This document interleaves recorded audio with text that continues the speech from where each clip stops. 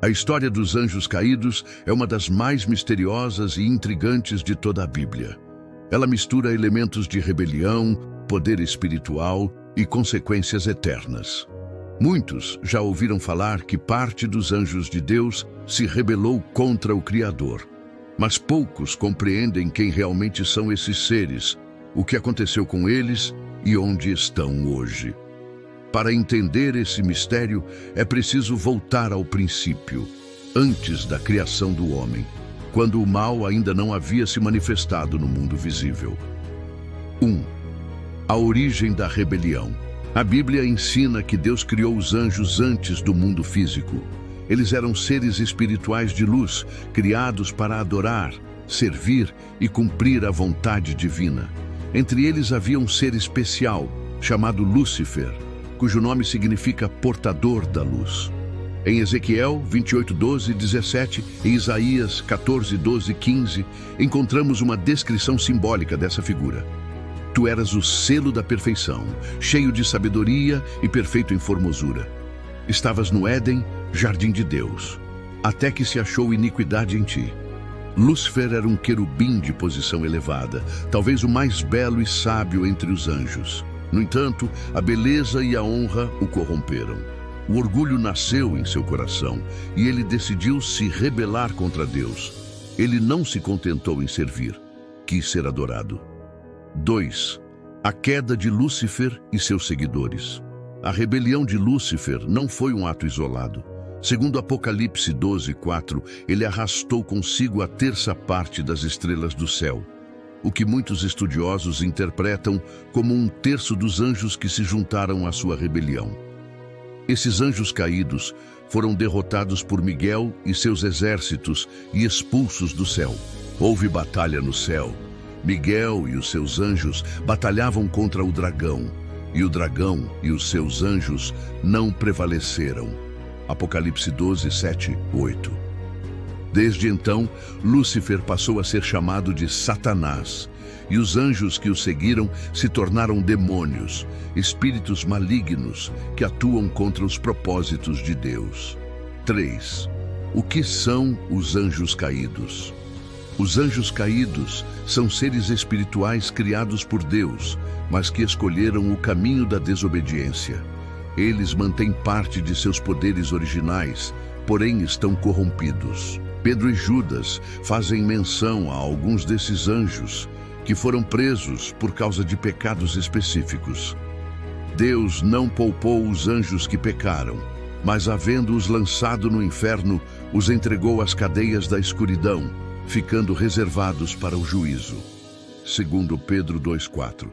E aos anjos que não guardaram o seu principado, mas deixaram a sua própria habitação, ele os tem reservado em prisões eternas. Judas 1:6. Esses versículos mostram que parte dos anjos caídos já está aprisionada, aguardando o juízo final, enquanto outros continuam atuando no mundo espiritual. 4. Os anjos caídos e os dias de Noé. Um dos episódios mais misteriosos sobre os anjos caídos aparece em Gênesis 6:1-4. E aconteceu que, como os homens começaram a multiplicar-se na face da terra, viram os filhos de Deus que as filhas dos homens eram formosas, e tomaram para si mulheres de todas as que escolheram. Esses filhos de Deus, segundo muitas interpretações antigas, inclusive judaicas e cristãs, seriam anjos que deixaram sua posição celestial e se misturaram com os humanos, gerando uma descendência híbrida chamada Nefilins, gigantes e guerreiros de grande poder. Essa união proibida corrompeu ainda mais a humanidade e foi uma das razões que levaram Deus a enviar o dilúvio nos dias de Noé. Após o dilúvio, esses anjos foram presos em abismos espirituais, conforme Judas 1:6. 5. Onde estão os anjos caídos hoje? A Bíblia indica que há 3 estados diferentes entre os anjos caídos. Os que estão presos em abismos espirituais, mencionados em Judas e 2 Pedro, aguardando o julgamento final. Os que estão livres e atuando na terra, servindo a Satanás, influenciando governos, ideologias e pessoas. os que serão soltos durante a grande tribulação, conforme Apocalipse 9, quando seres espirituais malignos serão libertos do poço do abismo para atormentar a humanidade.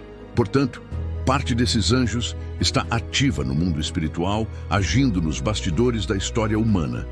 E outra parte está presa, aguardando o fim dos tempos. 6.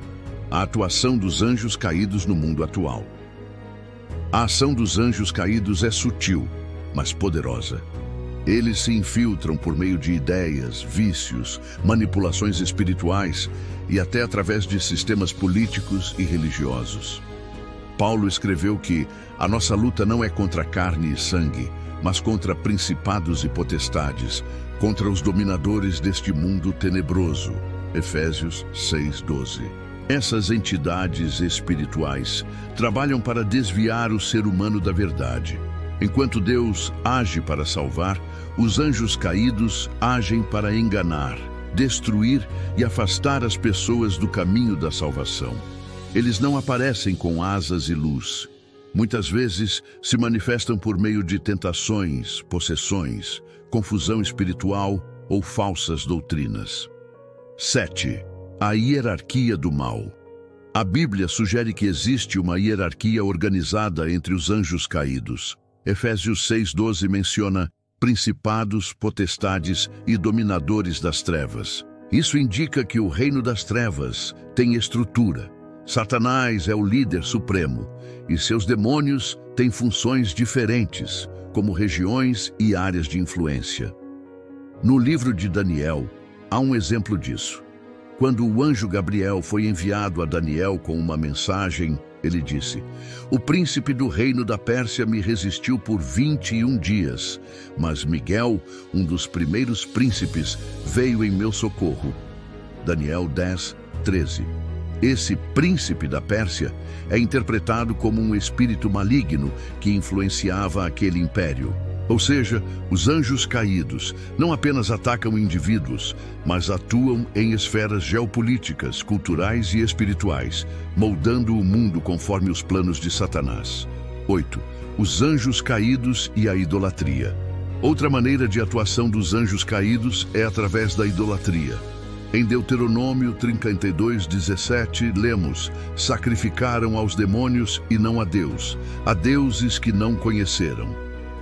Por trás de muitos cultos pagãos e religiões antigas, existiam entidades espirituais malignas disfarçadas de deuses. Esses mesmos espíritos continuam ativos até hoje, mascarados em novas crenças, movimentos e práticas espirituais que afastam as pessoas da verdade bíblica. 9. O destino final dos anjos caídos. Apesar de todo o poder e influência que ainda possuem, o destino dos anjos caídos já está selado. Jesus declarou em Mateus 25:41, "Apartai-vos de mim, malditos, para o fogo eterno, preparado para o diabo e seus anjos." Esse é o fim inevitável de toda rebelião contra Deus. No Apocalipse, João viu a cena final. Satanás será lançado no lago de fogo, e com ele todos os seus seguidores, tanto humanos quanto espirituais. Até lá, os anjos caídos continuam lutando, tentando levar o maior número possível de pessoas à perdição. Mas aqueles que permanecem firmes em Cristo estão protegidos pelo poder do Espírito Santo. 10. Como se proteger da influência dos anjos caídos? A Bíblia nos ensina a resistir ao mal com fé e santidade. Paulo descreve a armadura de Deus em Efésios 6, um conjunto espiritual de defesa contra as forças malignas. Cinturão da verdade, manter-se firme na palavra. Couraça da justiça, viver em retidão. Escudo da fé, bloquear as mentiras do inimigo. Capacete da salvação, proteger a mente contra o medo e a dúvida. Espada do Espírito, usar a palavra de Deus como arma. A vitória sobre os anjos caídos não vem da força humana, mas da autoridade de Jesus Cristo. É por meio do nome dele que o mal é derrotado. E é por meio do sangue dele que somos libertos de qualquer influência demoníaca. 11. O papel dos anjos fiéis. Enquanto os anjos caídos trabalham para destruir, os anjos fiéis continuam servindo a Deus e protegendo o seu povo. Hebreus 1,14 diz: não são todos eles espíritos ministradores, enviados para servir a favor dos que hão de herdar a salvação. Isso significa que há uma guerra espiritual constante, mas o povo de Deus não está desamparado.